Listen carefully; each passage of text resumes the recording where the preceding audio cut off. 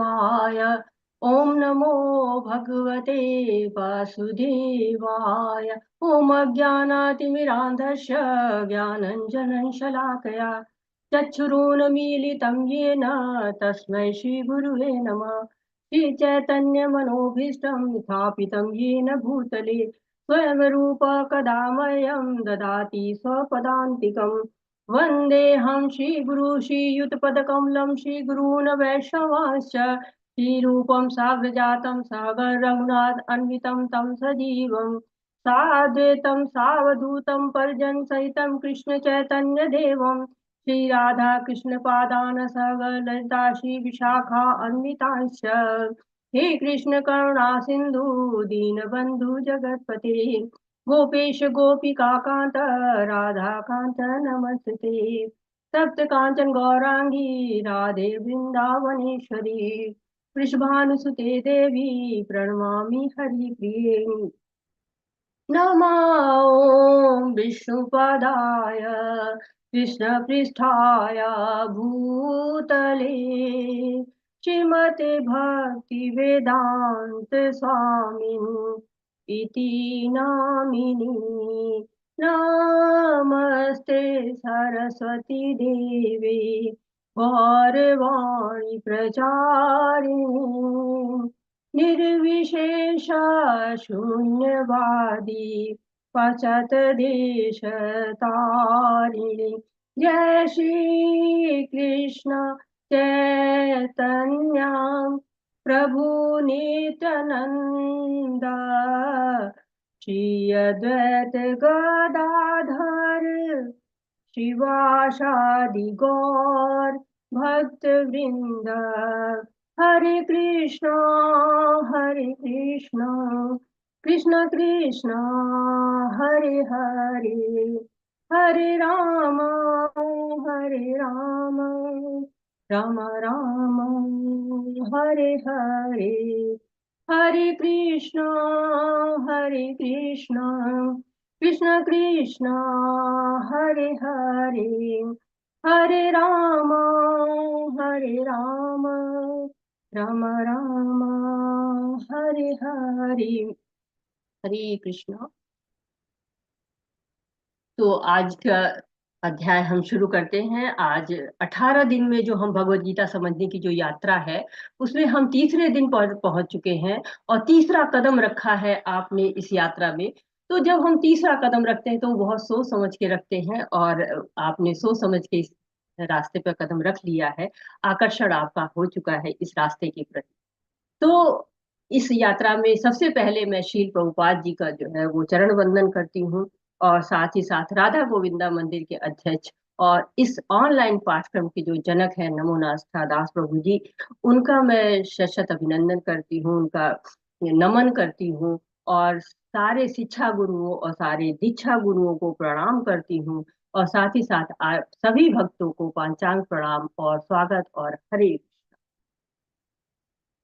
तो जो ये पहला अध्याय हमने पढ़ा था उस वक्त हमने जाना था कि अर्जुन को विषाद हो गया है, अर्जुन शोक में है और अर्जुन के कुछ कारण हैं। युद्ध नहीं कर रहे, वो गांडीव को रख चुके हैं, तो कुछ कारण उनके हक में हैं और उन कारणों को हम पढ़ चुके हैं। तो क्या आप लोग में से कोई बताना चाहेगा कि वो कारण कौन से थे? 5 कारण हैं, आप लोग बारी बारी एक एक कारण बता सकते हैं। हरे कृष्णा, हैंडल्स कर सकते हैं आप।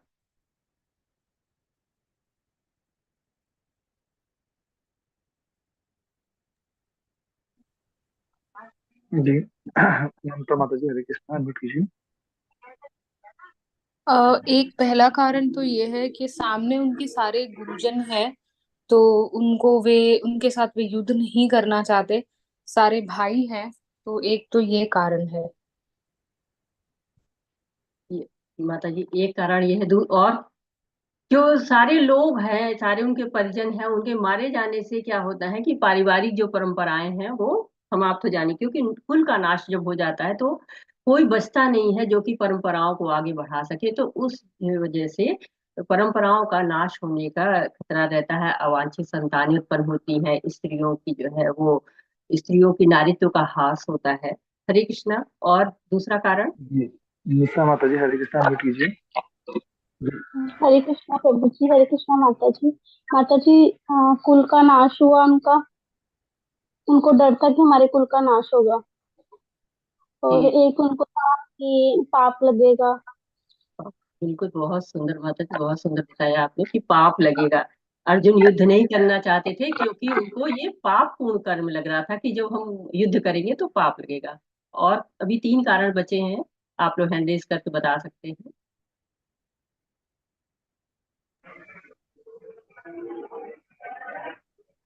हरे कृष्णा ज्योति माता जी। हरे कृष्णा, सभी को दंडवत प्रणाम। पितरों को कोई भी है ना जल देने वाला नहीं बचेगा।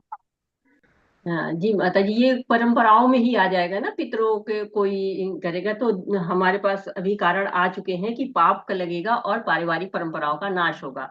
और अभी 3 कारण बचे हुए माता जी, उसमें से कोई ले सकते हैं आप।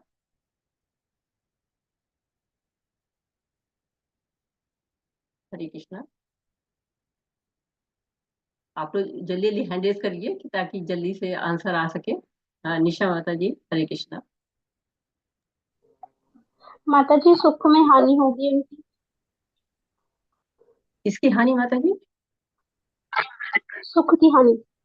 सुख की हानि है, जैसे ठीक है, हाँ, कोई आनंद नहीं मिलेगा, बिल्कुल सही कह रहे हैं माता जी की। और माता जी,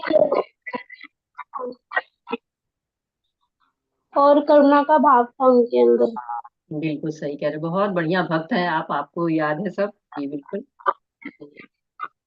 तो हमारे पास काफी आंसर आ चुके हैं कि करुणा का भाव था, दया उनके अंदर थी। तो कृष्ण ने 2nd अध्याय में उसका उत्तर दिया था कि दया हमको शरीर पे नहीं करनी है, दया हमको आत्मा पे करनी है, क्योंकि आत्मा जो है वो, उसको न जलाया जा सकता है, न काटा जा सकता है, न उसको सुखाया जा सकता है। वो शाश्वत है, वो जो है अनश्वर है।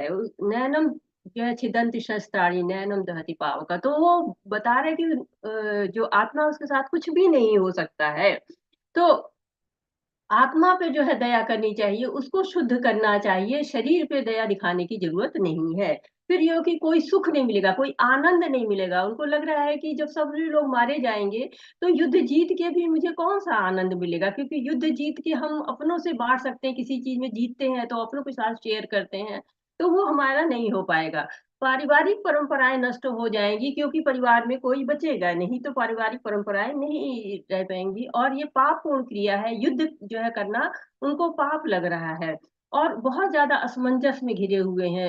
5वां कारण जो है असमंजस का है, संशय है उनको बहुत ज्यादा कि कैसे क्या करे, जो है इन सारी स्थितियों को लेके संशय में है। तो वो भगवान बताते हैं कि बुद्धि को स्थिर रखना है और भगवान में लगाना है। आपको अपनी बुद्धि को बहुशाखा में नहीं लगाना है, व्यवसायिक बुद्धि चाहिए, दृढ़ बुद्धि चाहिए।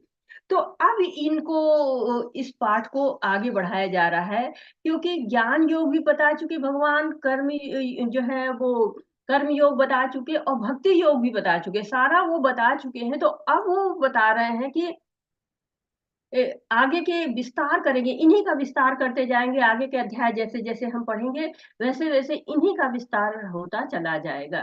तो इस पाठ का जो अध्याय का नाम कर्म योग रखा गया है। कर्म योग यानी कि जो है वो योग, जब शब्द हम सुनते हैं तो हमको लगता है कि योग का मतलब होता है कि मैथमेटिक्स, जो लोग बड़े मैथमेटिक्स अच्छा समझते हैं तो वो लगता है कि 1+1 2 हो जाएगा, 2+2 4 हो जाएगा, ये योग है। योग मतलब जोड़ घटाना को मैथ्स में लगते हैं। लेकिन कुछ लोग होते हैं तो योग को समझते हैं कि हाँ, योग का मतलब है कि एक्सरसाइज करना है, हाथ पैर इधर उधर करना है, और साथ ही साथ उनको योग का मतलब ध्यान करना है, भगवान में ध्यान करिए, कहीं बैठ जाइए एकांत स्थान में और जो है वो ध्यान कर लीजिए, इसको भी योग करते हैं। तो यहाँ पर कर्म योग की बात हो रही है कि ऐसा कर्म जो कि मतलब युक्त हो जाए, भगवान की सेवा में युक्त हो जाए, उसको कर्म योग कहते हैं। योग का मतलब युक्त होना होता है, जुड़ जाना होता है। तो जब कर्म जो है वो जुड़ जाए, किससे? भगवान के साथ जुड़ जाता है, जो वो गतिविधियां, वो क्रियाएं जो भगवान के लिए की जाती हैं, उनको कर्म योग कहते हैं। तो कर्म 3 प्रकार के कहे गए हैं।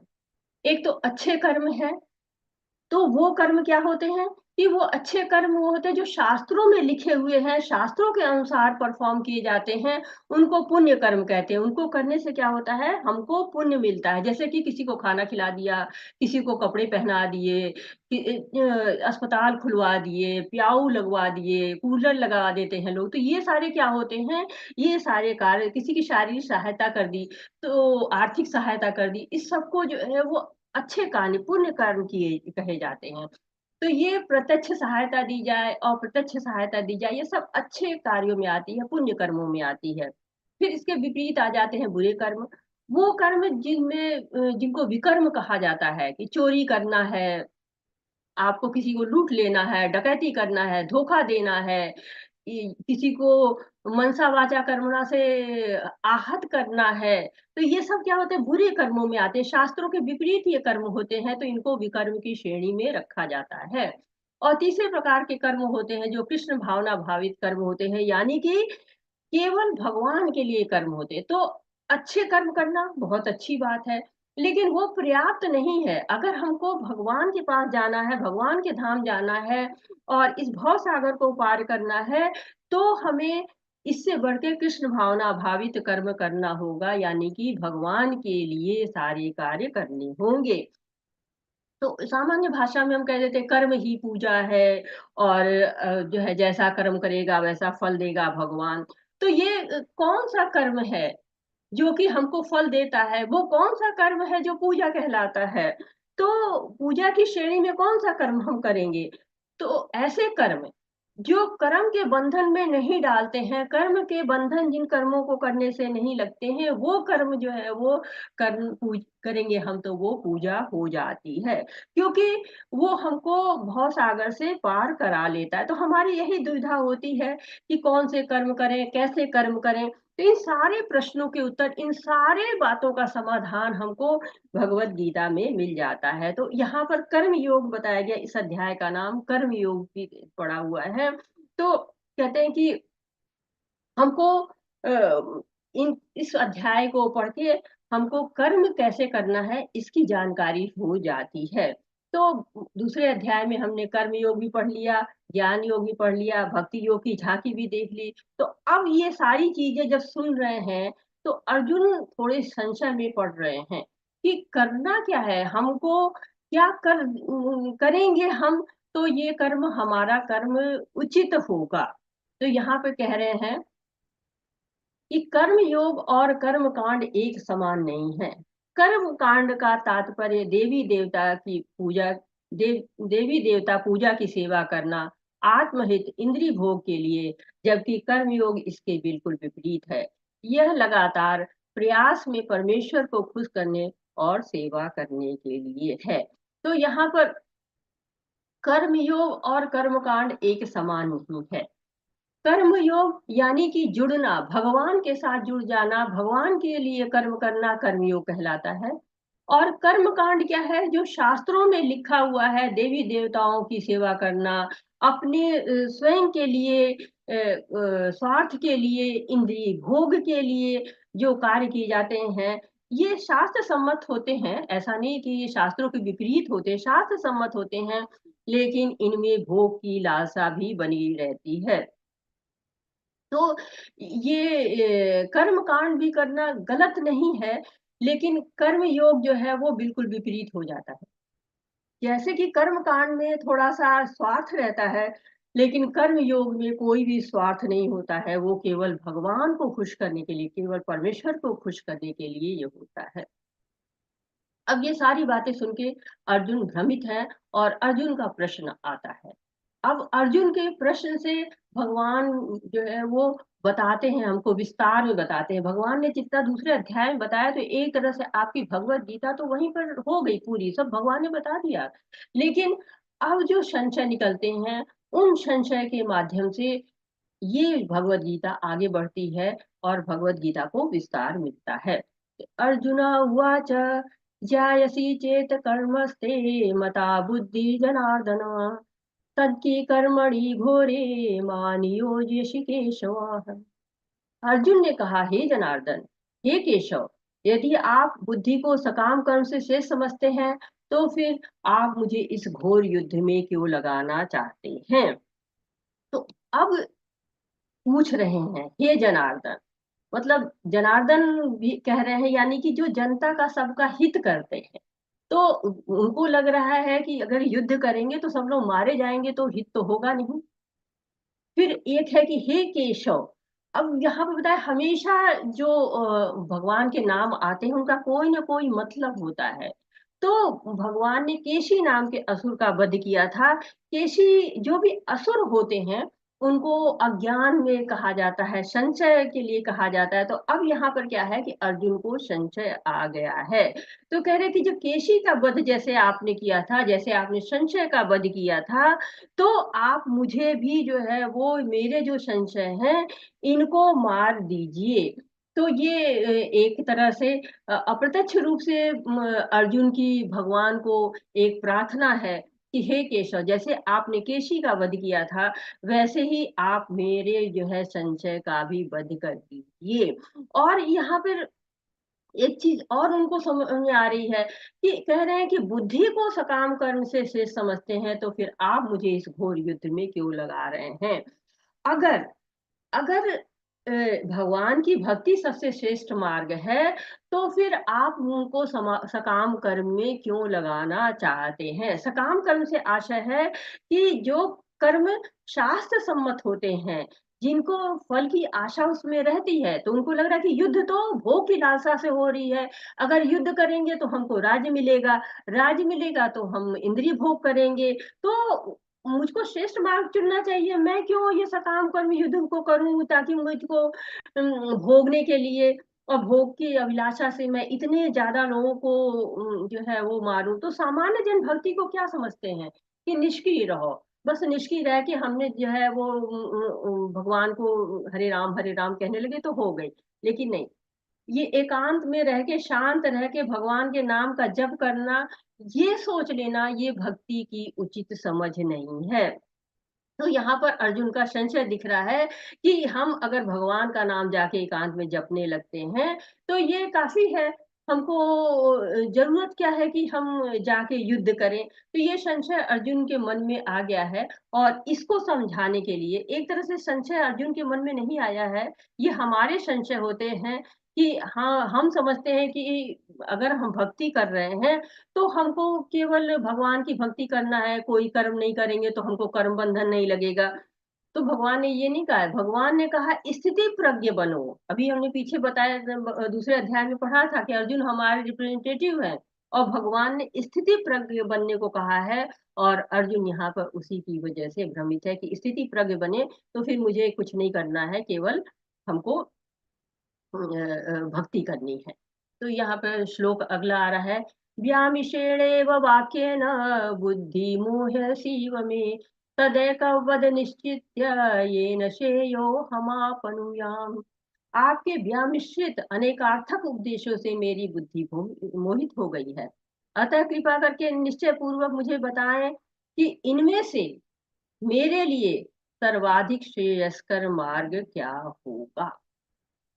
तो बता रहे कि आपने इतना सब हमको बता दिया है, इतना ज्यादा हम सब समझ गए हैं कि अब मेरी बुद्धि में अनेक संशय हो गए हैं। तो जैसे आपने केशी नाम के जो है वो घोड़े का वध किया था, वैसे मेरे संशय का वध करिए, मेरे मोह को समाप्त करिए। और यहाँ पर कह रहे हैं कि मेरे लिए सर्वाधिक श्रेयस्कर क्या होगा, जो हम पहले भी पढ़ चुके हैं कि श्रेयस और प्रेयस। श्रेयस क्या होता है? लॉन्ग टर्म अचीवमेंट होता है कि क्या हमको लंबे जो है वो रास्ता है, क्या जो है वो मुझे ज्यादा दिनों तक श्रेय दिलाएगा। और प्रेयस क्या होता है कि तुरंत हमको आनंद मिल जाता है और हम बाद में दुखी होते हैं। तो अर्जुन क्या श्रेयस्कर है वो करना चाह रहे हैं, बार बार अर्जुन का ये आ रहा है कि मुझको श्रेयस्कर क्या है वो बताइए। और अर्जुन हमारे बिहाफ पे चाह रहे हैं जानना कि मुझे वो चीजें जाननी है कि जो हमारे लिए श्रेयस्कर हो, जो मुझे यश दिलाएं, न कि मुझे अपयश दिलाएं। तो यहाँ पर जो श्लोक था उसमें कहा था तदैकम वद, कि एक बात बोलिए, निश्चित रूप से बताइए, मुझे जो है वो इधर उधर नहीं जाना, मुझे केवल एक बात बताइए। तो जब हम कहीं भी जाते हैं, किसी भी रास्ते पर जाते हैं, तो हमें कई मोड़ मिलते हैं, सब हमको वहां पहुंचाते हैं। लेकिन इन मार्गों में सबसे अच्छा मार्ग जब होता है ना, कहीं जाना होता है तो हम पूछते हैं कि कौन सा मार्ग उचित रहेगा, किस मार्ग पे जाएंगे तो हम पहुंचेंगे, सही जगह पे पहुंचेंगे, जल्दी पहुंचेंगे, शॉर्टेस्ट रूट क्या है, और कौन सा रूट ऐसा है जो कि ज्यादा भीड़ भाड़ नहीं रहती। तो ये कई रास्ते हैं। तो इसमें दिखाया गया कि तो कुछ लोग होते हैं जो सन्यासी बन जाते हैं और जाके कहीं एकांतवास करते हैं, हिमालय पर्वतों पर कहीं पर जाके, और वहां बैठ के वो भगवान का ध्यान करते रहते हैं कि ये रास्ता है। एक रास्ता हनुमान जी ने चुना था, जो भगवान की भक्ति भी करते हैं और कर्म भी करते हैं। तो और भी ज्ञान योग, कर्म योग, ध्यान योग, अष्टांग योग, कई योग हैं। उन सब योगों में से कौन सा योग आप मुझे बताते हैं? भक्ति, ये भक्ति का ये रास्ता दिखा रहे, भक्ति योग है कि यह है भगवान, आत्मा और परमात्मा दोनों साथ में है। तो कौन सा मार्ग जाऊं मैं? मुझे इन मार्गों में से थोड़ा सा तदैकम पद एक बोलिए, जो बताइए, बिल्कुल शरणागत हैं, जो बताइए वो मैं करूंगा, लेकिन मुझे एक बताइए, मुझको, मैं भ्रम में स्थिति में बना हुआ हूँ। तो क्या कह रहे हैं भगवान? श्री भगवान उवाच, लोकोऽस्मिन् द्विधा निष्ठा पुरा प्रोक्ता मया नघ, ज्ञान योगेन संख्यानाम कर्म योगेन योगिनाम। हाँ, विनोद कुमार प्रभु जी, आप कुछ कहना चाहते हैं? हरे कृष्ण।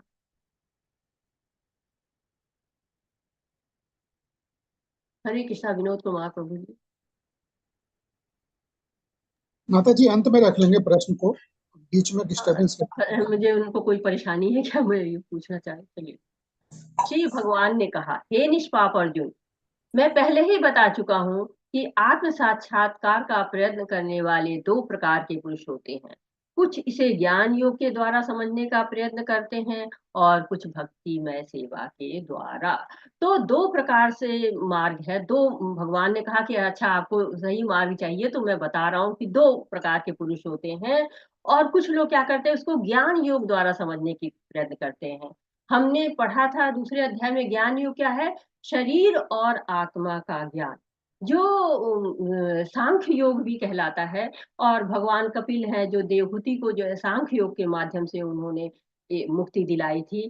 तो वो सांख्य योग उनके द्वारा दिया गया था। ये क्या करता है? आत्मा और शरीर का विश्लेषण करता है कि आत्मा और शरीर अलग अलग है, क्या शरीर में कौन कौन से तत्व होते हैं, और आत्मा जो है वो उनका क्या शरीर के साथ संबंध होता है। इस ज्ञान को जो बताता है वो ज्ञान योग कहलाता है। तो कुछ लोग क्या करते हैं, भगवान को ज्ञान के द्वारा समझने की कोशिश करते हैं, आत्मा के ज्ञान के द्वारा, शरीर के ज्ञान के द्वारा। और दूसरा मार्ग क्या है? भक्तिमय सेवा के द्वारा, यानी कि भगवान की संतुष्टि का मार्ग, जो कि कर्म का फल जो है वो भगवान को अर्पित कर देना, कर्म करना है, शुद्ध करने वाली विधि है, कृष्ण भावनामृत विधि है। और बुद्धि योग जो है वो, देखिए, ज्ञान योग क्या कहता है? आत्मा और शरीर का ज्ञान। और बुद्धि योग क्या कहलाता है? भक्ति योग कहलाता है। तो इसके द्वारा क्या करते हैं हम कि इंद्रियों को वश में कर लेते हैं। इंद्रियों को वश में ऐसे नहीं है कि कैसे, मतलब इंद्रियों को सही तरीका क्या है वश में करने का, ये अभी आगे बताया जाएगा। बस इतना है कि इंद्रियों को भगवान की सेवा में लगाते हैं। छोटे रूप में ये कह सकते हैं कि इंद्रियों को भगवान की सेवा में लगा देना, ये भक्तिमय सेवा है। तो अभी क्लियर कर रहे हैं कि कैसे आपको चुनाव करना है। भगवान कोई भी चीज धमका के, डरा के नहीं, पूरी अच्छी तरह समझाते हैं कि आपको क्या करना है, कैसे चलेंगे तो आप जो है वो सही रास्ते पे, चुनाव आपको करना है। मैं केवल आपको सारे रास्ते बताता चल रहा हूँ। तो यहाँ पे क्या कह रहे हैं भगवान? न तो कर्म से विमुख होकर कर्म फल से छुटकारा पा सकते हैं, और न केवल संन्यास से सिद्धि प्राप्त की जा सकती है। तो यहाँ पर बहुत अच्छी तरह से बता रहे हैं, अर्जुन को समझा रहे हैं कि आप जो सोच रहे हो कि युद्ध अलग है और भक्तिमय कर्म अलग है, तो आप जो है वो गलत सोच रहे हैं। भक्ति करने के लिए कर्तव्य का त्याग करना पड़ेगा, कर्म संन्यास लेना पड़ेगा, ऐसा भगवान बिल्कुल नहीं कह रहे। और अर्जुन क्या कह रहे हैं कि मैं सारे कर्म छोड़कर भगवान की भक्ति करूंगा। तो कर्म का त्याग तो क्षण भर के लिए भी नहीं किया जा सकता है। कर्म का त्याग तो हम कर ही नहीं सकते हैं, क्योंकि कर्म से विमुख होकर भी कर्म फल से छुटकारा नहीं मिल सकता है।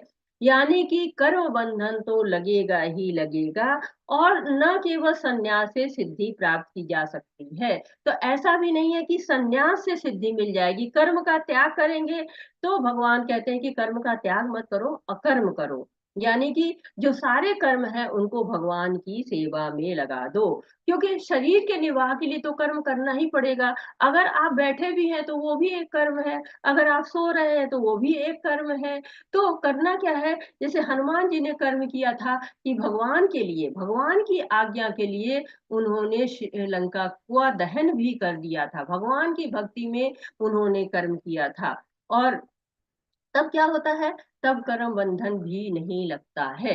और तात्पर्य में क्या लिख रहे हैं, भौतिकवादी मनुष्यों के हृदयों को विमल करने के लिए जिन कर्मों का विधान किया गया है, उनके द्वारा शुद्ध हुआ मनुष्य ही संन्यास ग्रहण कर सकता है। शुद्धि के बिना संन्यास ग्रहण करने से सफलता नहीं मिल पाती है। हृदय की शुद्धि के बिना संन्यास सामाजिक व्यवस्था में उत्पात उत्पन्न करता है।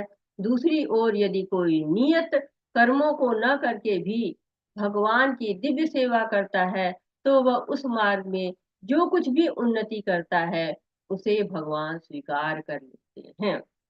तो यहाँ पर प्रभुपाद जी बिल्कुल स्पष्ट कह रहे हैं कि संन्यास भी तभी संभव है जब हृदय शुद्ध हो। बिना हृदय की शुद्धि के आप एकांत में जाके भगवान का नाम लेंगे तो आप क्या कर रहे हैं, भ्रमित हो रहे हैं। ऐसा नहीं हो सकता है, क्योंकि जब तक शुद्धि नहीं होगी तब तक आप एकांतवास में भी सफलता नहीं मिलेगी। क्योंकि आपके जो प्रयास हैं वो उतने अभी शुद्ध नहीं हुए हैं कि वो सफल हो जाएं। अर्जुन छत्री है जैसे, तो उनको युद्ध करना है। अगर वो जाके एकांत में भी बैठ जाते हैं तो भी उनको युद्ध या तो याद आएगा, या फिर वो कहीं ना कहीं किसी की रक्षा में जुट जाएंगे।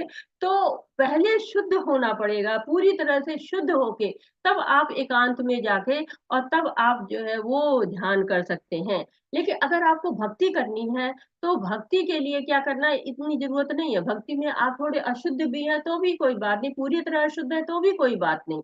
आप भक्ति शुरू करेंगे और धीरे धीरे क्या होगा कि शुद्धता आपके अंदर आती जाएगी। जैसे कि आप बीमार हैं, बीमार है तो आपको दवा खाएंगे, आप जैसे जैसे दवा खाएंगे वैसे वैसे क्या होगा, आपकी बीमारी ठीक होती चली जाएगी, और एक समय ऐसा आएगा आप पूरे स्वस्थ हो जाएंगे। उसी तरह से जब हम भक्ति करेंगे तो धीरे धीरे शुद्धता अपने आप आती जाएगी और हमारी स्थिति भक्ति में दृढ़ होती चली जाएगी। ये बात जो है वो भगवान अर्जुन को बता रहे हैं। अब कई बार ऐसा क्या होता है, बता रहे हैं कि कैसे लोग, थोड़ा कठोर शब्दों का प्रयोग है इस श्लोक में, कि कर्मेन्द्रियाणि संयम्य य आस्ते मनसा स्मरण इंद्रियार्था विमूढ़ात्मा मिथ्याचार स उच्यते। जो कर्मेंद्रियों को वश में तो करता है, किंतु जिसका मन इंद्रिय विषयों का चिंतन करता रहता है, वह निश्चित रूप से स्वयं को धोखा देता है और मिथ्याचारी कहलाता है।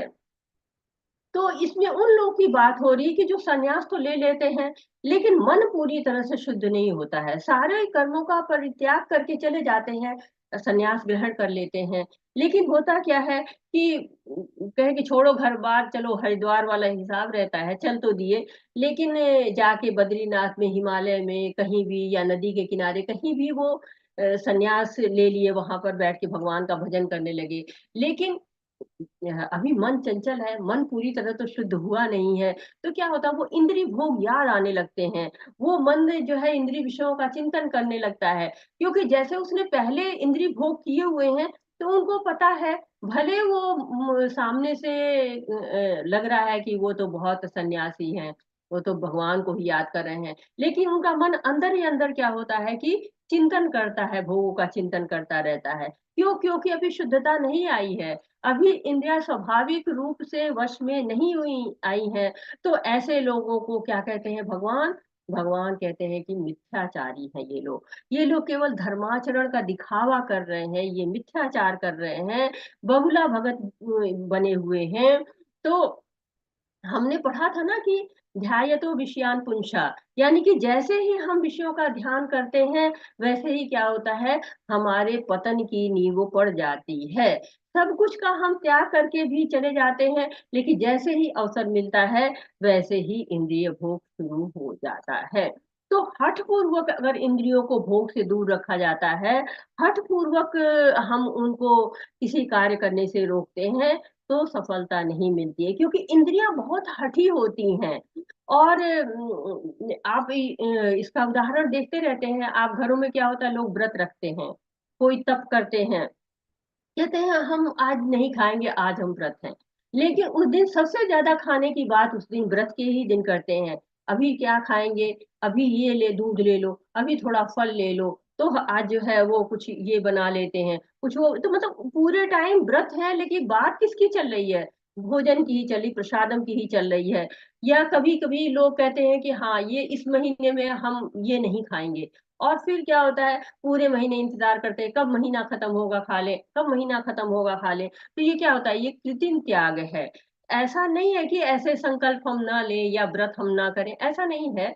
लेकिन क्या है कि हम धीरे धीरे जैसे जैसे शुद्धि के साथ मन को थोड़ा सा प्रयास करके कंट्रोल में रख के जैसे जैसे उसको भगवान की तरफ ज्यादा ले जाएंगे, इस इंद्रिय भोग से हटाएंगे कि हमें क्या भोजन करना है, क्या करना है, तो क्या होगा, ऑटोमेटिक भगवान की सेवा करते करते धीरे धीरे हमारे अंदर इतनी शुद्धि हो जाएगी कि हम फिर तप करने लगेंगे, हम व्रत ठीक से करने लगेंगे। तो धर्माचरण का दिखावा, मात्र मिथ्याचार नहीं करना है, बगुला भगत नहीं बनना है कि पानी में जैसे कि बगुला एक पैर पे खड़ा हो जाता है और मछलियां उधर से आती हैं, वो सोचती है कि ये तो कोई नकली है, या हलचल नहीं रहती तो बिल्कुल उसको समझ नहीं पाती हैं, और जैसे मछली आती है वो धीरे से मुंह डालता है और पकड़कर खा जाता है। तो इसलिए इसको बगुला भगत कहा जाता है। हमारे शास्त्रों में एक कहानी आती है, भरत महाराज की, भागवतम की कहानी है, बहुत सुंदर कहानी है, ये आप पढ़ सकते हैं। जड़ भरत की कहानी है। जड़ भरत एक राजा थे, और बहुत ही प्रतापी राजा थे, बहुत ही ज्यादा भक्त राजा थे। और इतने भक्त थे कि उनको लगा कि नहीं, हम यहाँ पर राज्य नहीं करेंगे, और हम चले चलते हैं और हम एकांत में रहेंगे और भगवान की याद करते रहेंगे। और उन्होंने सारा राजपाट सब बच्चों को पकड़ा दिया और धीरे से चले गए कि हाँ हम अब केवल भक्ति करेंगे। अब समय की बात होती है कि एक हिरन दौड़ता हुआ आता है, और हिरनी रहती है, उसके पेट में गर्भ रहता है, और वो पीछे से उसको शेर दौड़ा रहा था। तो शेर दौड़ा, वो जाके नदी में घुस जाती है, और नदी में घुस जाती है और उसको जो है वो वहीं पर मर जाती है, लेकिन उसको हिरन का छोटा सा बच्चा हो जाता है, बच्चा आ जाता है। तो जड़ भरत देख लेते हैं उसको, और उन्होंने उसे पाल लिया, और उसकी इतनी सेवा करने लगे, इतनी सेवा करने लगे कि इतना बड़ा राजपाट छोड़ के आए हुए राजा अब हमेशा उनको उसकी चिंता लगी रहती, उसने खाया होगा कि नहीं, कहीं दूर तो नहीं चली गई, चला गया, कहीं कुछ उसको हो तो नहीं गया। वो जब ध्यान करते उनको हिरन आ जाता है साउंड में, फिर ध्यान करते उनको हिरन आ जाता साउंड में। अब ये उनके लिए बहुत ही मुश्किल हो गया उस हिरन से दूर रहना। फिर उन्होंने सोचा कि अब क्या करें, और उन्होंने लगातार करते करते करते एक समय ऐसा आया कि वो उसी की याद में मर भी गए। तो कहते हैं कि भगवत गीता में लिखा हुआ है कि अंत काले च मामेव स्मरण मुक्त्वा कलेवरम। जब हम अपने शरीर को छोड़ते वक्त जिसको याद करते रहते हैं, वही हमको अगला जन्म मिलता है। और वो हिरन के बच्चे को याद करते करते गए थे, प्राण छोड़ा था उन्होंने, तो उनको फिर से हिरन के रूप में ही पैदा हुए। लेकिन अब उनको चूंकि इतनी भक्ति किए थे, भगवान की उन पे दया हुई, उनको पिछला जन्म याद था, तब उनको समझ में आया कि ये मैंने क्या किया। फिर वो उन्होंने भगवान की भक्ति की, और ऐसे ही जो है वहां पड़े रहे चुपचाप से, और शरीर को त्याग दिया। और फिर अगला जन्म जब उनको मिलता है, तब उन्होंने पूरी तरह से भक्ति की और भगवत धाम को प्राप्त हुए। तो ये जड़ भरत की कहानी। अब जड़ भरत का क्या था, उन्होंने इतने प्रयास किए थे, पूरा छोड़ के आए थे राजपाट, लेकिन फिर भी वो मोह में पड़ गए। क्यों? क्योंकि अभी उनका मोह समाप्त नहीं हुआ था, अभी उनका मन पूरी तरह से शुद्ध नहीं हुआ था। तो इसलिए उनको दोबारा जो है मोह में पड़े, और उनको इतना कष्ट सहना पड़े। तो इस तरह के जो आचरण होते हैं वो पूरी शुद्धि न होने के कारण ही हो जाते हैं। जब शुद्धि पूरी तरह मन की जब तक न हो, तब तक एकांत वास करने से कोई भी लाभ नहीं होता है। हरे कृष्णा। प्रभु जी पढ़ेंगे आप इसको? हरे कृष्णा प्रभु जी।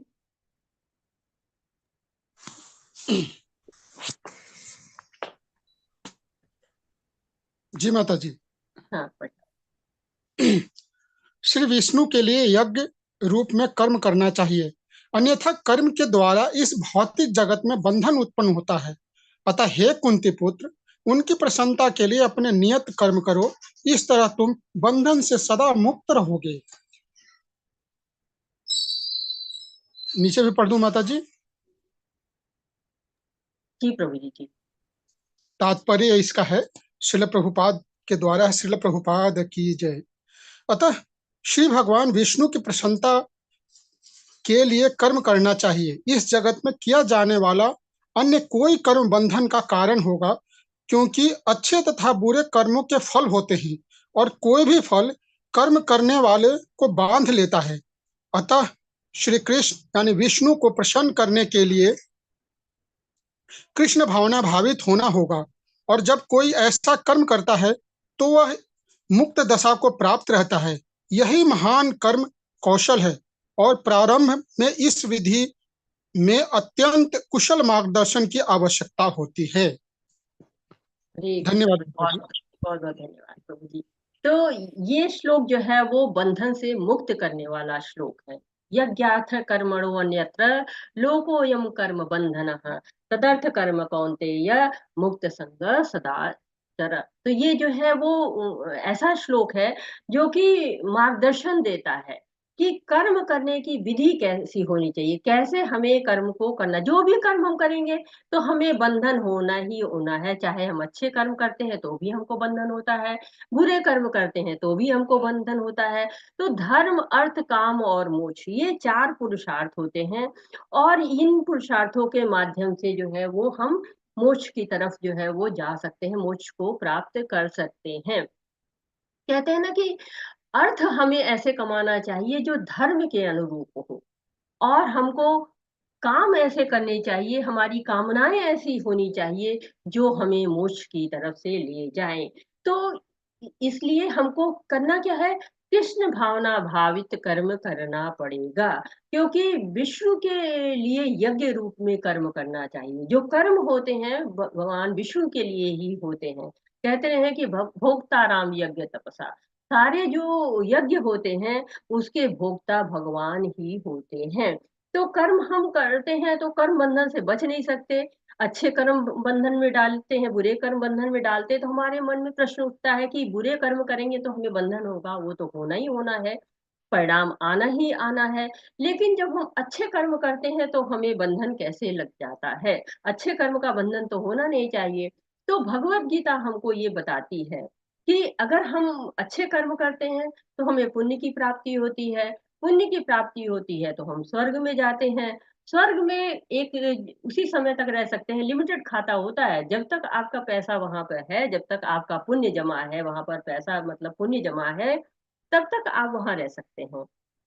और जैसे ही आपके पुण्य समाप्त हो जाते हैं, आपको वहां कोई स्थायी निवास नहीं मिलने वाला है। आपको बार बार जन्म लेना पड़ेगा, बार बार मरना पड़ेगा। तो ये भी एक जो है वो पुरस्कार तो है, लेकिन स्थायी समाधान नहीं है। और बुरे कार्य करेंगे तब तो हम जो है वो निम्न योनियों में जाएंगे, और इस तरह से हमें बुरे और अच्छे दोनों कर्म बंधन में बांटते हैं। हर कार्य का लेखा जोखा है भगवान के पास, हर कार्य का परिणाम है। लेकिन भगवान की भक्ति जब हम करते हैं तो वो कर्म में नहीं बांधती है, कर्म बंधन में नहीं बांधती, एक तरह से कहेंगे। जैसे कि आप बैंक में पैसा जमा कर रहे हैं, वहां का जो कर्मचारी है वो पैसा आपके खाते में डाल दे रहा है, जब आप निकालना चाह रहे हैं निकाल दे रहे हैं। लेकिन अगर वो आपका पैसा किसी दूसरे के खाते में डाल देगा, दूसरे को दे देगा, तो उसको सजा मिलेगी। ऐसे ही जो सैनिक है, वो जहाँ पर लड़ाई कर रहा है, अपने बॉर्डर पे है, वहां पर अगर वो गोली चला देता है तो उसको सजा नहीं मिलती है। लेकिन यही काम अगर वो घर पे आके करने लगेगा तो उसको सजा मिल जाएगी। तो भक्ति में जो किया जाता है कार्य, वो भगवान के अनुसार होता है, भगवान का कार्य होता है, इसलिए वो बंधन में नहीं डालता है। लेकिन जो कार्य हम अपने लिए करते हैं, उन कार्यों में हमें बंधन हो जाता है। तो इसलिए करना क्या है, सारे कार्य भगवान की प्रसन्नता के लिए करो, मुक्ति मिल जाएगी। अपनी प्रसन्नता के लिए करना ही नहीं चाहिए, भगवान की प्रसन्नता के लिए करना चाहिए, और विष्णु के लिए कर्म करना चाहिए। यज्ञों के द्वारा प्रसन्न होकर देवता तुम्हें भी प्रसन्न करेंगे, और इस तरह मनुष्यों तथा देवताओं के मध्य सहयोग से सबों को संपन्नता प्राप्त होगी। तात्पर्य, यज्ञ से मनुष्य के खाद्य पदार्थ शुद्ध होते हैं, और शुद्ध भोजन करने से मनुष्य जीवन शुद्ध हो जाता है। जीवन शुद्ध होने से स्मृति के सूक्ष्म तंतु शुद्ध होते हैं, और स्मृति तंतुओं के शुद्ध होने पर मनुष्य मुक्ति मार्ग का चिंतन कर सकता है, और ये सब मिलकर कृष्ण भावनामृत तक पहुंचाते हैं, जो आज के समाज के लिए सर्वाधिक आवश्यक है। तो अब यहाँ क्या बता रहे हैं कि यज्ञ जो है वो हम करते हैं तो उससे क्या होता है। यज्ञ जो है वो व्यवहार में लाकर हम लक्ष्य की प्राप्ति कर सकते हैं। कर्तव्य करने से जो हम कर्तव्य कर्म किए जाते हैं, उनसे सबका कल्याण हो जाता है। और ये 4 महत्वपूर्ण शिक्षाएं यहाँ पर दी गई हैं कि पहला काम क्या है कि यज्ञ करोगे तो देवता प्रसन्न होंगे। दूसरा क्या है, बदले में देवता भी आपको प्रसन्न कर देंगे। तीसरा क्या है, अगर दोनों का सहयोग होगा तो सिद्धि, परम सिद्धि मिलेगी। और चौथा क्या है कि इस व्यवस्था का पालन करने से सबको लाभ होता है। तो यहाँ पर भगवान ने ये कहा कि जो देवता हैं वो भी क्या है, सृष्टि चलाने के लिए हमारा सहयोग करते हैं। भगवान के द्वारा इनको नियुक्ति मिली हुई है। जैसे घर परिवार होता है, उसमें सबका अलग अलग रोल होता है, सब लोग अपना अलग अलग कार्य करते हैं। माताएं घर संभालती हैं, पिता जो है वो आर्थिक उपार्जन करते हैं। इसी तरह देवताओं के सीमित अधिकार होते हैं, और उन सीमित अधिकारों के अंदर वो अपना काम करते हैं, सृष्टि चलाने में सहयोग करते हैं। जैसे जब यज्ञ किया जाता है तो देवताओं का भाग दिया जाता है, और देवता उसे प्रसन्न होकर क्या करते हैं, वर्षा करते हैं। आपको सूर्य किरणें प्रदान करता है, तो वायु मिलती है आपको, पवन देवता वायु देते हैं। तो ये क्या करते हैं, हमारे जीवन को आसान बनाते हैं। और इन लेकिन ये हमें कतई नहीं भूलना चाहिए कि सारे यज्ञ को जो भोगता है वो भगवान ही है। भगवान ने ही सारी देवताओं की नियुक्ति कर रखी है, और उनके माध्यम से सबको भाग मिलता है। इसीलिए कहते हैं कि अगर आप भगवान को प्रसन्न कर देते हैं तो सारे देवता अपने आप प्रसन्न हो जाते हैं। जीवन की विभिन्न आवश्यकताओं की पूर्ति करने वाले विभिन्न देवता यज्ञ संपन्न होने पर प्रसन्न होकर तुम्हारी सारी आवश्यकताओं की पूर्ति करेंगे। किंतु जो उन उपहारों को देवताओं को अर्पित किए बिना भोगता है, वह निश्चित रूप से चोर है। तो भगवान ने यहाँ पर इस अध्याय में थोड़ा बड़े कड़े कड़े शब्दों का प्रयोग कर दिया है, जो कि हम भगवान जो है वो हमको थोड़े हल्की सी डांट पिला रहे हैं कि क्या कर रहे हैं आप जो भी कुछ मिल रहा है, आपको सब कुछ मिल रहा है, उसको आप अर्पित नहीं करना चाहते हैं। तेरा तुझको अर्पण करना चाहिए, तो आप वो नहीं करना चाहते, तो आप मिथ्याचारी हैं। क्योंकि आपने सोच रहे हैं कि हम भगवान की पूजा करेंगे, और भगवान के मनन करते करते आप सारे इंद्रिय भोगों का मनन कर रहे हैं। आपका मन पर नियंत्रण नहीं है, और साथ ही साथ भोग की इच्छा आपकी बनी हुई है। और यहाँ पर क्या कहा गया है, चोर है आप। क्यों? क्योंकि आप देवताओं को अर्पित नहीं कर रहे हैं, आप देवताओं का भाग नहीं खा रहे हैं, आप स्वयं ही सब चीजों को सबका भोग कर रहे हैं। तो ये क्या है, ये स्वार्थ सिद्धि है। आपको स्वयं पर सारा कुछ खर्च नहीं करना है, बल्कि जो भगवान ने बुद्धि दी है, सारी व्यवस्था की है, तो इस व्यवस्था का लाभ उठाना चाहिए, और भगवान को भी अर्पित करना चाहिए। जैसे माता पिता रहते हैं, कुछ बाजार से लेके आते हैं, मतलब कि छोटा सा बच्चा आता है, दौड़ के माँ के मुंह में कुछ रख देता है, तो माँ कितना खुश होकर उसके गले लगा लेती है। वैसे ही भगवान भी खुश होते हैं अगर हम उनको कुछ अर्पित करते हैं, कुछ चढ़ाते हैं, तो भगवान भी खुश होते हैं। माँ बाप बहुत खुश होते हैं जब बच्चे जो है सेवा करते हैं, पिंडदान के द्वारा ऋण चुकाते हैं, तो बहुत खुश होते हैं। वैसे देवता भी हमारी आवश्यकताओं की जब पूर्ति कर रहे हैं, तो हमें उन्हें प्रसन्न करना चाहिए, उनको उनका भाग जरूर देना चाहिए। देवताओं की पूजा भी उसी आधार पर अर्थात गुणों के अनुसार की जाती। तो देव यज्ञ का विधान वेदों में है और इसको करना चाहिए। जीवन की विभिन्न आवश्यकताओं की पूर्ति करने वाले विभिन्न देवता यज्ञ संपन्न होने पर ये तो हो चुका है, आगे बढ़ते हैं। यज्ञ शिष्टाशिनः संतो मुच्यन्ते सर्वकिल्बिषो भुंजते ते त्यगम पापा ये पश्चांत कारणात्। इससे पहले हम थोड़ा सा यज्ञ चक्र देखते हैं। यज्ञ चक्र यहाँ पर दिया हुआ है, डिटेल में देखते हैं कि कैसे यज्ञ क्या होता है। भगवान है, भगवान ने हमको वेदों को दिया हुआ है और वेद क्या करते हैं, वेदों के अनुसार जब हम कोई कर्तव्य करते हैं, वेदों के अनुसार जब हम कार्य करते हैं, जो शास्त्रों में वर्णन है शास्त्रों के अनुसार, तो क्या होता है, तब जो है वो यज्ञ हम करते हैं। क्योंकि शास्त्रों के अनुसार जो यज्ञ हैं वो उस उन यज्ञों को ही अनुमोदित किया जाता है। शास्त्रों से अतिरिक्त आप अपने मन से कोई भी यज्ञ करते हैं तो उसका अनुमोदन भगवान यहाँ पर नहीं करते हैं। तो भगवान ने वेदों को दिया हुआ है, वेदों से कर्तव्य आए हुए हैं और कर्तव्यों से यज्ञ होता है। जब यज्ञ में सब देवताओं को आप भाग देते हैं तो वर्षा होती है, वर्षा होती है तो अन्न बहुत अच्छा उपजता है और जब अन्न उपज जाता है तो क्या होता है, हम भोग लगाते हैं और भोग लगाते हैं भगवान का। और इससे क्या होते हैं, देवता प्रसन्न होते हैं, भगवान प्रसन्न होते हैं। क्योंकि जो देवताओं को हम प्रसन्न करना चाहते हैं तो वो भगवान की ही पूजा होती है और भगवान कहते हैं कि तुम अप्रत्यक्ष रूप से मेरी पूजा कर रहे हो। तो ये चक्र है और सृष्टि का चक्र कहा जाता है इसको। फिर आते हैं उस श्लोक के ऊपर। यज्ञ शिष्टाशिनः संतो मुच्यन्ते सर्वकिल्बिषो भुंजते ते त्वघं पापा ये पंचन्त्या कर्मणा पंचात्म कारणात्। भगवान के भक्त सभी प्रकार के पापों से मुक्त हो जाते हैं क्योंकि वे यज्ञ में अर्पित किए भोजन प्रसाद को ही खाते हैं। अन्य लोग जो अपनी इंद्रिय के लिए भोजन बनाते हैं वे निश्चित रूप से पाप खाते हैं। तो ये श्लोक हमको फिर बता रहा है कि भोजन एक ही है, वही भोजन बनाते हैं आप और जब भगवान को अर्पित कर देते हैं तो वो महाप्रसाद बन जाता है। और जब परीक्षित महाराज जो है सुखदेव गोस्वामी जी से कहते हैं महाप्रसादो गोविंद नाम स्वल्पपूर्ण इति राजना, तो जो गोविंद को चढ़ जाता है प्रसाद, उसका थोड़ा सा भी भाग अगर मिल जाता है तो पुण्य मिलता है, शुद्धि करता है। जो लोग प्रसाद अर्पित नहीं करते हैं, और दूसरी लाइन क्या बता रही है कि वो क्या करते हैं, पाप खाते हैं।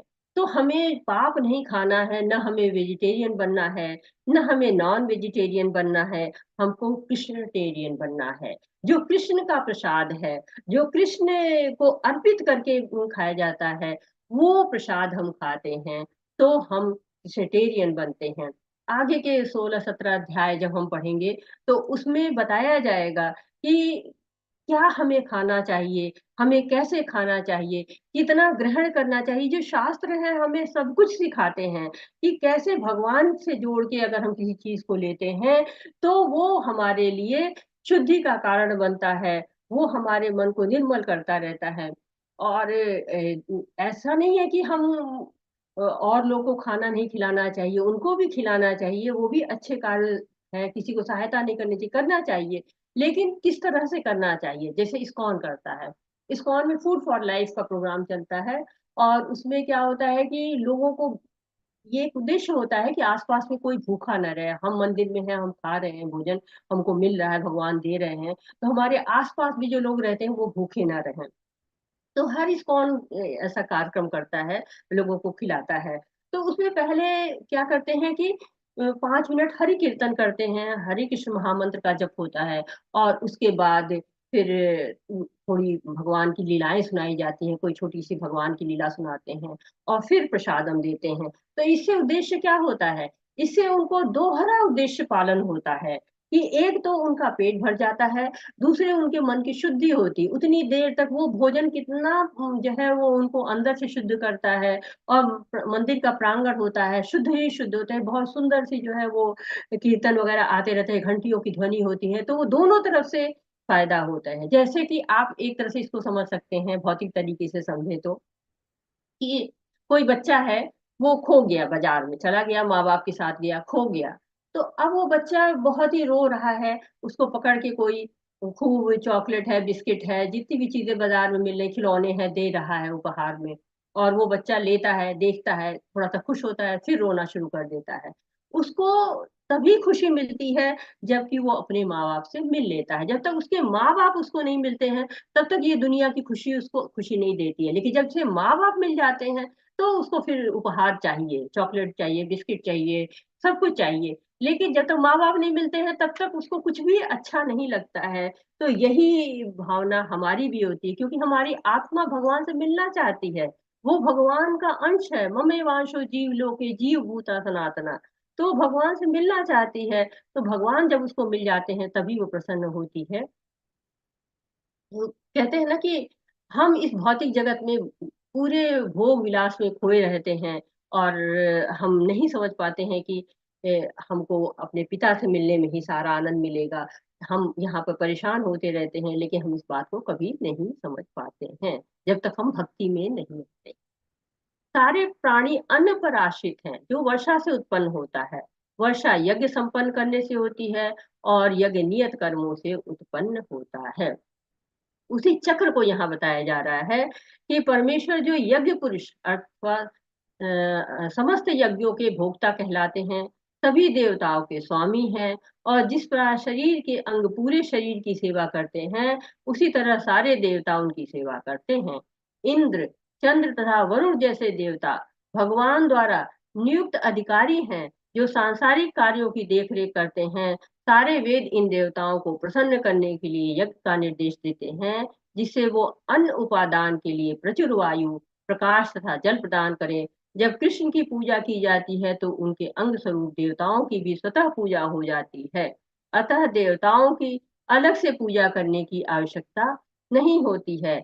इसी हेतु कृष्ण भावना भावित भगवत भक्त सर्वप्रथम कृष्ण को भोजन अर्पित करते हैं, और तब खाते हैं। यह ऐसी विधि है जिससे शरीर का आध्यात्मिक पोषण होता है। तो अब बताया जा रहा है कि भगवान है, जो भी प्राणी भेजते हैं भौतिक जगत में, वो सारे के सारे अन्न पर आश्रित होते हैं। और उनको अन्न मिलता कहाँ से है? वर्षा से उत्पन्न होता है। और वर्षा जो है वो यज्ञ संपन्न करने से आती है, और यज्ञ जो है वो नियत कर्मों से उत्पन्न होता है। तो ये एक चक्र है जो चलता रहता है। और इसमें जो अन्न निकलता है, यज्ञ करने से जो वर्षा होती है, वर्षा करने से जो अन्न निकलता है, वो अन्न यदि भगवान की पूजा में लगा दिया जाता है, तो सारे देवताओं की पूजा हो जाती है, और सारे देवता प्रसन्न हो जाते हैं। तो हमें ये ऐसी विधि है जो कि शरीर का आध्यात्मिक पोषण करती है। जब उस प्रसाद को, उस भोग को हम खाते हैं, तो हमारा आध्यात्मिक पोषण होता है। तो चक्र हमने समझ लिया हुआ है। अब यहाँ पर हम जो है वो समझ लेते हैं कि हमने इतना ज्ञान प्राप्त कर लिया कर्मों का। कर्म योग क्या है, ज्ञान योग क्या है, भक्ति योग क्या है, सब हमें पता चल गया। लेकिन इस भक्ति को शुरू कहाँ से करें, करें कैसे, ये जो है वो हमें नहीं समझ में आता है। तो हमें इसके लिए क्या है, भगवान के आशीर्वाद की आवश्यकता होती है कि भगवान का गुणगान कैसे करें। तो हर युग का एक अपना धर्म होता है, चाहे सतयुग हो, चाहे त्रेता युग हो, चाहे द्वापर युग हो, हर युग का अपना धर्म होता है। तो सतयुग में कहा गया है कि ततो ध्यायते विष्णु, कि सतयुग में आप जो है भगवान विष्णु का ध्यान करिए। तो पहले 1 लाख वर्ष की आयु होती थी, 1 लाख वर्षों तक लोग जिंदा रहते थे। अब कलयुग में तो 100 साल ही जीना बहुत मुश्किल हो गया कि 100 साल तक ही जी ले। तो हमारे पास अब वो आयु कम है। हम कितना ध्यान कर सकते हैं? जब हमारी आयु ही कम है, तो ध्यान भी हमारा कम ही होगा। निरंतर और आयु बताते हैं शास्त्र की कमी होती चली जाएगी। तो थोड़ा मुश्किल काम होगा। त्रेते यजते मथई, त्रेते यजते मथई, यानी कि त्रेता युग में क्या करते हैं हम, बड़े बड़े लोग यज्ञ करते थे। हम नहीं, जो त्रेता युग में लोग थे वो बड़े बड़े यज्ञ करते थे। 14 साल 20 साल यज्ञ चलता ही रहता था, और लगातार चलता रहता था। तो उनके पास जो है बहुत धन था, बहुत समय था, अच्छे अच्छे ब्राह्मण थे जो मंत्र अच्छा बोलते थे। लेकिन आज के समय में न अच्छे ब्राह्मण हैं, न किसी के पास इतना धन है, न किसी के पास इतना समय है। तो बहुत मुश्किल होता है कि कैसे हम भक्ति को करें। तो फिर आ जाता है द्वापर युग। द्वापर युग में कहते हैं द्वापरे परिचायम परिचार्यम, यानी कि द्वापर युग में अर्च विग्रह की सेवा बहुत की गई, काफी बड़े बड़े मंदिर बने और लोगों ने काफी अर्च विग्रह की सेवा की। लेकिन धीरे धीरे क्या है कि वो भी संभव होना मुश्किल हो जाएगा। अभी मंदिर है, अभी सेवा हो रही, लेकिन धीरे धीरे वो भी मुश्किल हो जाएगा। और बीच बीच में हमने देखा है कि बाहरी आक्रमण आए हैं, तो हमारे मंदिरों का पे जो है, मंदिरों पर भी हमारे प्रहार हुआ है। तो ये भी मुश्किल ही है। और फिर कहते हैं कलयुग में, तो कलऊ तद कीर्तनम, तो कलयुग में क्या करना है, कीर्तन है, हरे कृष्ण महामंत्र का कीर्तन, हरे कृष्णा कृष्ण कृष्णा हरे राम राम राम हरे हरे। तो जो है भागवतम में 11:5-32 में लिखा हुआ है कि अगर हम भगवान की जो है वो महामंत्र का जाप करते हैं, तो जो भी बुद्धिमान लोग होंगे, मेघसा, जो लोग मेघसा होंगे, जो कि अति बुद्धिमान लोग होंगे, कहते हैं कृष्णा वर्णम तुषा कृष्णम सांगोपागत पार्षदम यज्ञ संकीर्तन प्रायेर यजंत हीशु मेघशः। तो जो मेघशः हैं वो क्या करेंगे कि नाम का जप करेंगे भगवान के। तो संकीर्तन यज्ञ जो है वो द्वापर युग के अंत में नारद जी ने ब्रह्मा जी से पूछा था कि ये बताइए कि कली के प्रभाव से कैसे मुक्त होंगे। और इस उपाय को चैतन्य महाप्रभु जी ने दिया था कीर्तन यज्ञ को 500 साल पहले, जिसका आज भी हम कीर्तन करते रहते हैं। तो बुद्धिमान लोग क्या करते हैं कि हरि नाम संकीर्तन यज्ञ का करते हैं। ब्रह्मनादि पुराण में भी कहा गया है, हरि नाम हरे नाम केवलम कलयु नास्ते नास्ते नास्ते गति अन्यथा। तो केवल हरि नाम से ही कलयुग में हमको उद्धार होने वाला है। और एक बार नहीं, 3 बार कहा गया है। जब 3 बार कोई बात कही जाती है तो उसका बहुत ही महत्व होता है। जैसे कहते हैं ना, ऑर्डर ऑर्डर ऑर्डर, तो वैसे बहुत महत्वपूर्ण बात होती है। तो यहाँ पर भी कहा गया है कि हरि नास्ते नास्ते नास्ते गति अन्यथा। तो ये हमको जरूर जो है भगवान का नाम करना चाहिए। तो हरि नाम भी बहुत सारे हैं, विष्णु नाम, सहस्त्र नाम होते हैं, बहुत सारे नाम है, किस नाम का जप करें। तो शास्त्र इसका उत्तर देते हैं कि जैसे कि कई बहुत सारी दवाएं हैं और उसमें कौन सी दवाएं हमें लेनी चाहिए। ये दवा जो है वो भगवान, ये दवा जो है डॉक्टर बताता है, लेकिन यहाँ पर ब्रह्मा जी जो है बता रहे हैं कि इति षोडशः नाम। तो ये जो 16 अक्षरों का नाम है, ये क्या है, कली कलमश नाशनम, ये जो है वो कलयुग का नाश करता है। नतः परतर उपाय, इससे अलग कोई उपाय नहीं है। सर्वेदेषु तिष्ठते, ये सारे जो है वो मैंने वेद पढ़ के देख लिए हैं। तो ब्रह्मा जी वेदों के प्रथम ज्ञाता हैं, 4 सर वाले हैं, चतुर्मुख हैं, और उनके पास बहुत बुद्धि है, उनको बुद्धि तत्व कहा गया है। तो वो बता रहे हैं कि ये 16 मंत्रों वाला जो नाम है यही पार लगा सकता है। तो हम तो जीवात्मा है, हमारी इतनी बुद्धि नहीं है, हमारे तो एक ही सर भी है और उसमें बहुत थोड़ी सी बुद्धि भी है, और वो भी बुद्धि हमारी ठीक से काम नहीं करती है। तो हम ब्रह्मा जी का कहा हमको मान लेना चाहिए, क्योंकि ब्रह्मा जी तो सब जानते हैं। तो जप माला करनी चाहिए। जप माला जो है वो यहाँ पे आपको दिख रहे है कि ये जप माला है, और इसमें 108 मन के होते हैं। इसमें ऊपर जहाँ पे गांठ लगी होती है उसको सुमेरु कहा जाता है, और सुमेरु को लांघा नहीं जाता है, फिर वापस दोबारा उसको जप किया जाता है। तो 108 बार बहुत स्पष्ट रूप से हमको हरे कृष्णा कृष्ण कृष्णा हरे हरे, हरे रामा राम राम हरे हरे।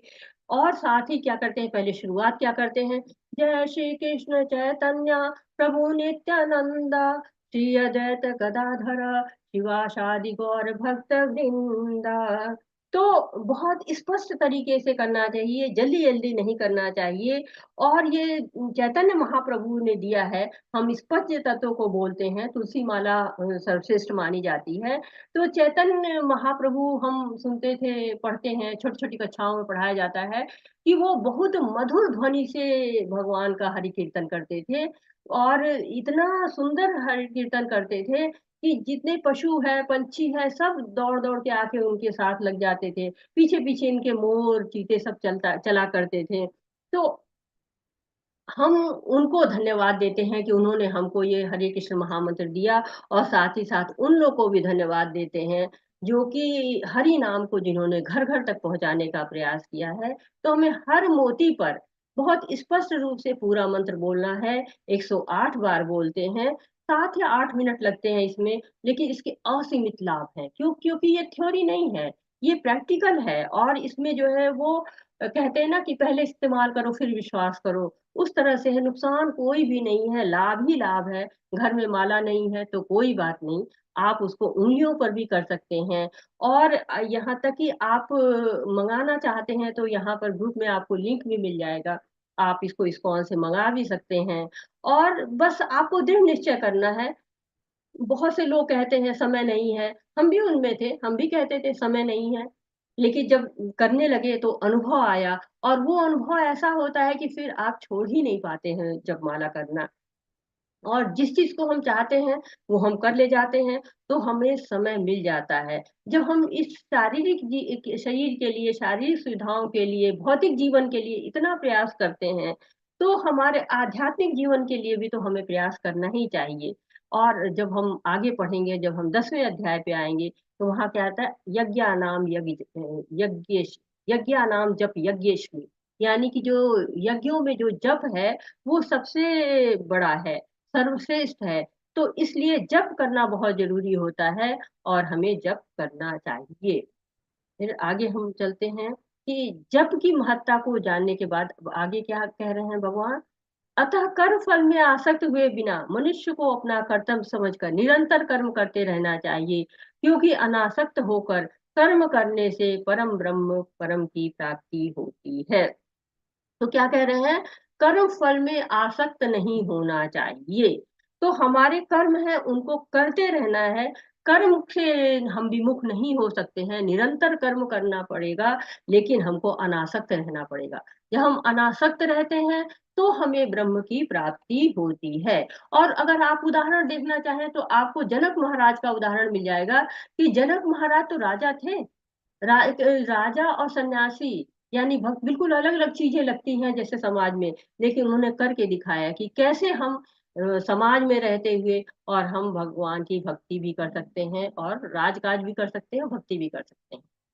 यद्दाचरति श्रेष्ठस्तदेवतरो जनः स यत्प्रमाणं कुरुते लोकस्तन् अनुवर्तते।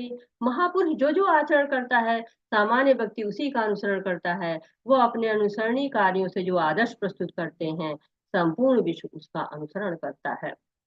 तो ये श्लोक बहुत ही महत्वपूर्ण है। ये श्लोक एमबीए की क्लासेस में पढ़ाया जाता है, और हमारे प्रधानमंत्री जी ने भी इसको कोट किया हुआ था कि जो पुरुष महापुरुष आचरण करते हैं, वो ही आचरण सभी लोग दोहराने लगते हैं।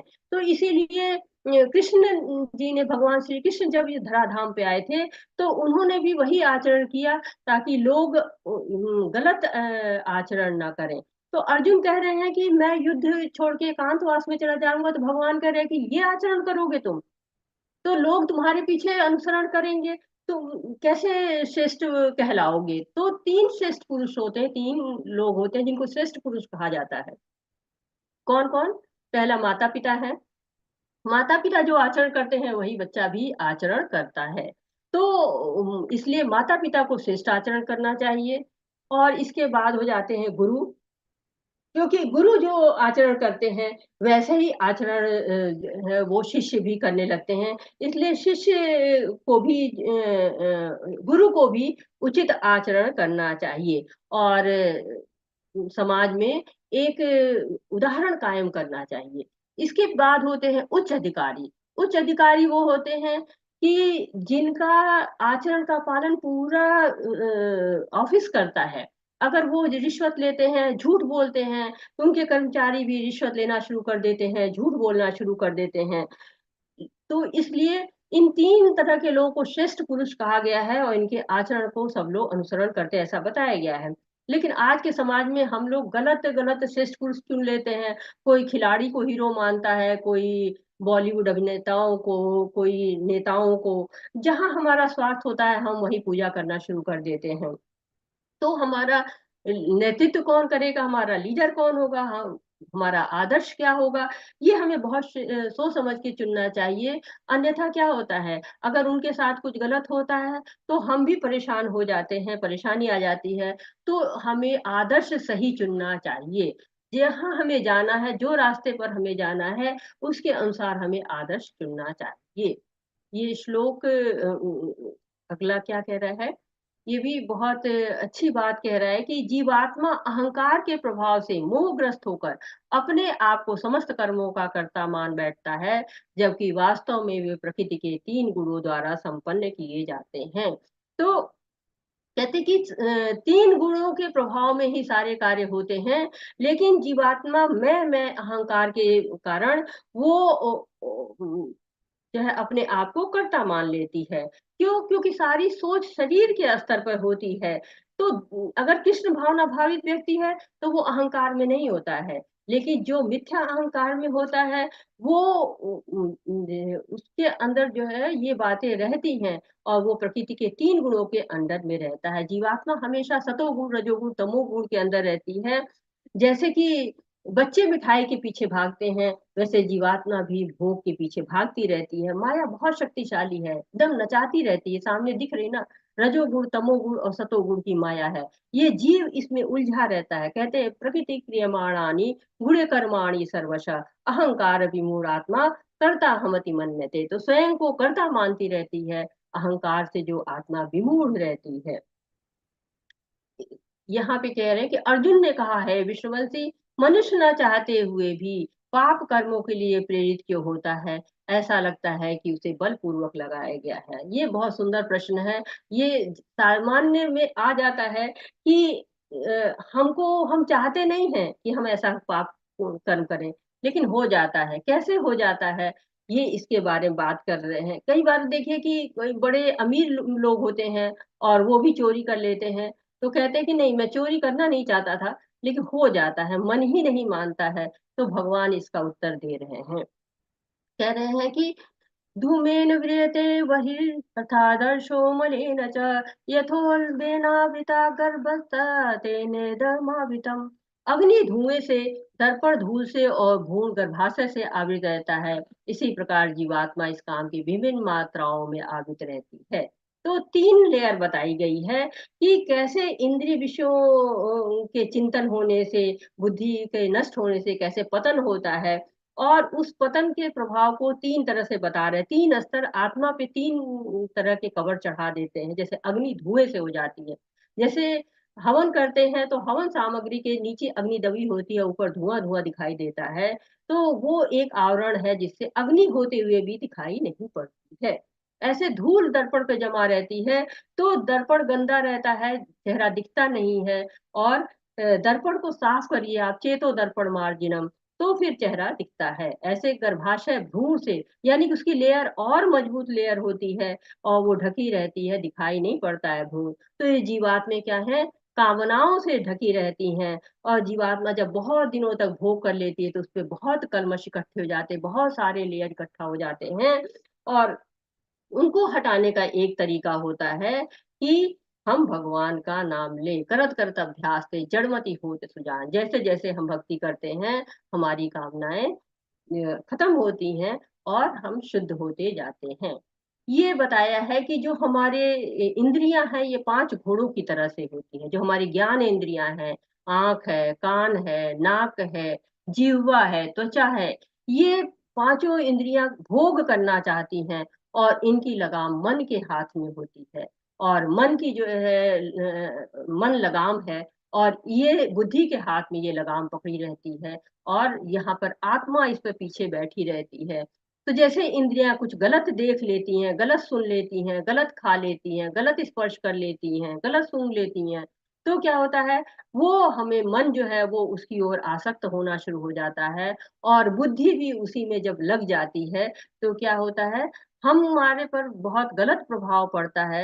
ये बुद्धि पर आ जाने के कारण हम शारीरिक स्तर पर सोचने लगते हैं और पतन के रास्ते चले जाते हैं। हम आत्मा के स्तर पे रहते हैं तो हमें कोई परेशानी नहीं होती, लेकिन जब कामनाएं हमारी शरीर के स्तर पे रहती हैं तो वो हमें प्रभावित करती है, क्यों, आत्मा शरीर में बैठी हुई है, उसी घोड़े पे सवार, उसी रथ पे सवार है, तो वो भी उससे प्रभावित हो जाती है। यहाँ 5 स्तर बताए गए हैं कि जब व्यक्ति दैहिक स्तर पर रहता है और फिर इंद्रिय स्तर पर रहता है, फिर मानसिक स्तर पे होता है, फिर प्रज्ञात्मक स्तर पे जाता है, फिर आध्यात्मिक स्तर पे जाता है। ये 3 स्तर जब रहते हैं, जब तक शरीर के बारे में सोचते रहते हैं, तब तक हमारी जो है वो सारे कार्य देह के स्तर पे होते हैं।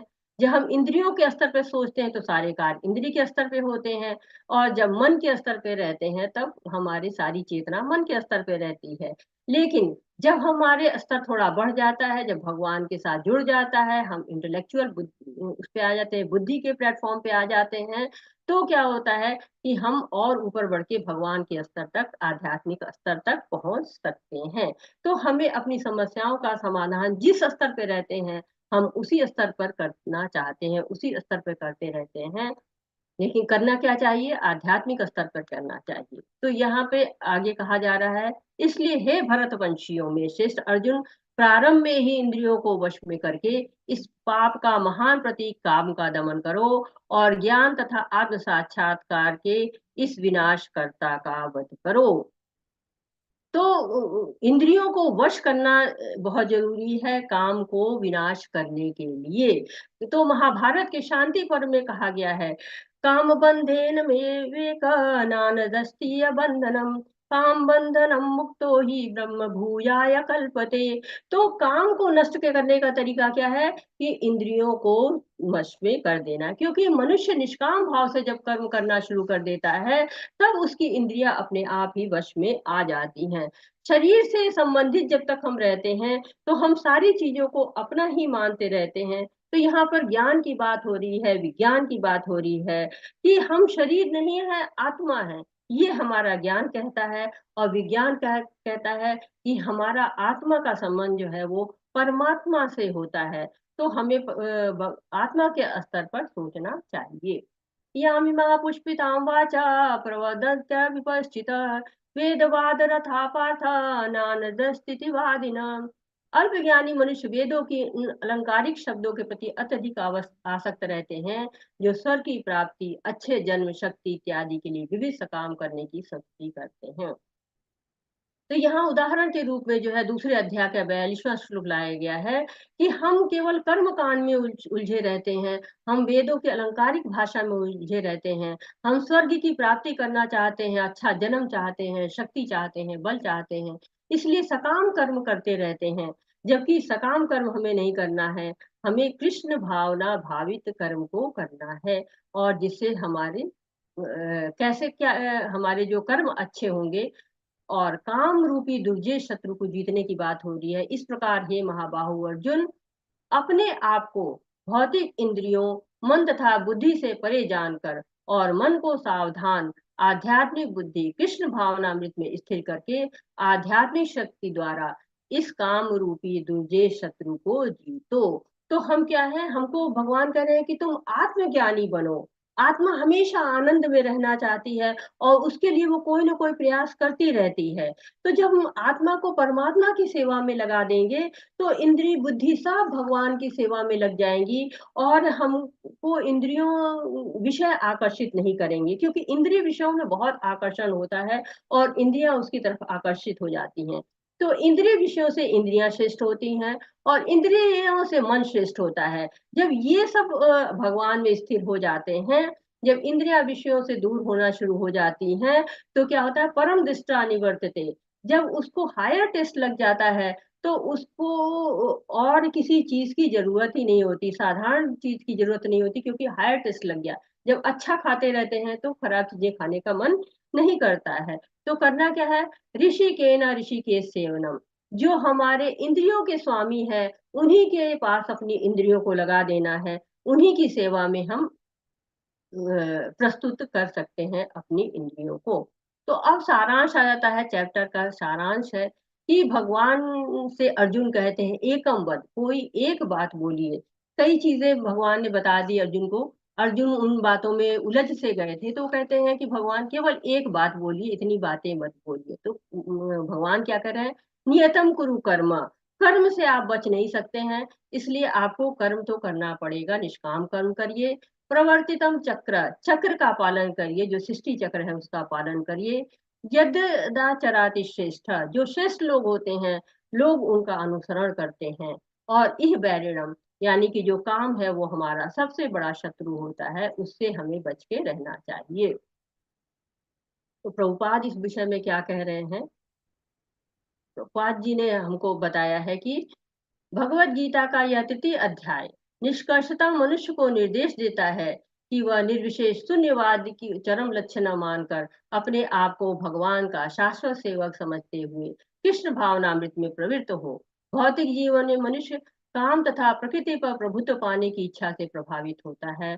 प्रभुत्व तथा इंद्रिय तृप्ति की इच्छाएं बद्ध जीव की परम शत्रु हैं, किंतु कृष्ण भावनामृत की शक्ति से मनुष्य इंद्रियां, मन तथा बुद्धि पर नियंत्रण रख सकता है। इसके लिए मनुष्य को सहसा अपने नियत कर्मों को बंद करने की आवश्यकता नहीं है, अपितु धीरे धीरे कृष्ण भावनामृत विकसित करके भौतिक इंद्रियों तथा मन से प्रभावित हुए बिना अपने शुद्ध स्वरूप के प्रति लक्षित स्थिर बुद्धि से दिव्य स्थिति को प्राप्त हुआ जा सकता है। यही इस अध्याय का सारांश है। सांसारिक जीवन की अपरिपक्व अवस्था में दार्शनिक चिंतन तथा यौगिक आसनों के अभ्यास से इंद्रियों को वश में करने के कृत्रिम प्रयासों से आध्यात्मिक जीवन प्राप्त करने में सहायता नहीं मिलती। उसे श्रेष्ठ बुद्धि द्वारा कृष्ण भावनामृत में प्रशिक्षित करना चाहिए। तो इंद्रियों को शून्य नहीं करना है, कर्म करना है, पर भगवान के लिए करना है। इंद्रियों को अगर सही जगह लगाते हैं हम, तो हम हमारे सारे निर्णय जितने भी होंगे हम सही करेंगे। बुद्धि का सही उपयोग करना है, बुद्धि शुद्ध रहेगी तो निर्णय भी सही सही होंगे। कृत्रिम तरीके से हम इंद्रियों को वश में नहीं कर सकते हैं, इसलिए हमको इंद्रियों को भगवान की सेवा में लगा देना है। भगवान की सेवा में लगा देंगे तो भगवान, इंद्रियां भी वश में रहेंगी और भगवत भक्ति भी हो जाएगी। तो हमें अपने कर्मों को आध्यात्मिक बनाना है, कर्म का त्याग नहीं करना है। और सबसे आसान जो है वो जप यज्ञ है, इसलिए हमको जप हमेशा करना है, भगवान का भजन करना है, और शास्त्रों को पढ़ना है, श्रवण करना है, भगवान को भोग लगाना है, प्रसाद ग्रहण करना है। ये सारे कार्य जो है वो हमें अपने कर्मों के द्वारा भगवान की सेवा करनी है, अपने कर्मों को भगवान में समर्पित कर देना है।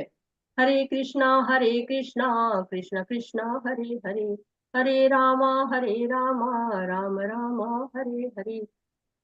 वाछाकल्पतरुभ्यश्च कृपा सिन्धुभ्य एव च पतितानां पावनेभ्यो वैष्णवेभ्यो नमो नमः। हरे कृष्णा कृष्ण कृष्णा हरे हरे, हरे राम राम राम हरे हरे। हरे कृष्णा। कोटि कोटि धन्यवाद माता जी। बहुत धन्यवाद। बहुत सुंदर माता जी। इसको लाइव को जो है ना वो जी हटा दीजिए।